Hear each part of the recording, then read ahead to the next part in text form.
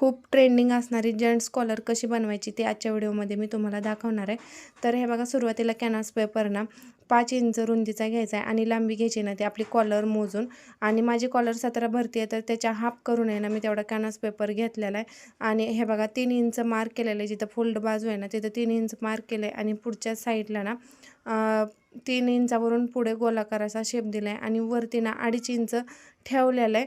आणि आता बघा, ही जी कॉलर जशी कट झाली आहे ना तसं डबल फोल्ड कापड घ्यायचं आहे आणि कॅनव्हास पेपर त्यावर ठेवून ते आहे असं कट करून घ्यायचं आहे. हे बघा, आणि जिथं कुठं तिरकं दिसते तिथं तो कट मारायचा आहे आणि कापड उलट सुलट चेक करूनच कॅनव्हास पेपर त्यावर ठेवायचा आहे.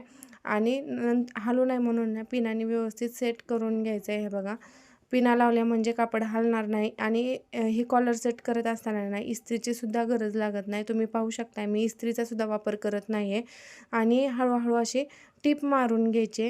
हे बघा, आणि तिन्ही साईडला कॉलरच्या टिपा मारून घ्यायच्यात, कारण एक साईड जोडायला ठेवायचे आणि बारीक नॉच मारायच्यात, जेणेकरून कॉलर फोल्ड केल्यानंतर रिंकल्स वगैरे येणार नाही. आणि जे एक्स्ट्रा कापड दिसते ते सुद्धा कट करून टाकायचं आणि छोटे छोटे कट मारायचेत. आणि टोक जे आपण काढले होते ना 1 इंच एक्स्ट्रा, ते टोक असे व्यवस्थित बाहेर आले पाहिजे, दिसलं पाहिजे.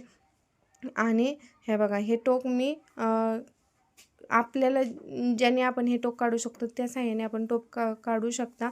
आणि ही कॉलर जोडताना ना कॉलरचा मध्ये घ्यायचा आणि ड्रेसचा मध्ये घ्यायचा आणि कॉलर जोडायला स्टार्ट करायचं आहे. हे बघा, आतल्या साईडनं कॉलर घ्यायचे आणि वरच्या साईडनं फोल्ड करण्यासाठी वरच्या साईडनं फोल्ड करायचं आहे.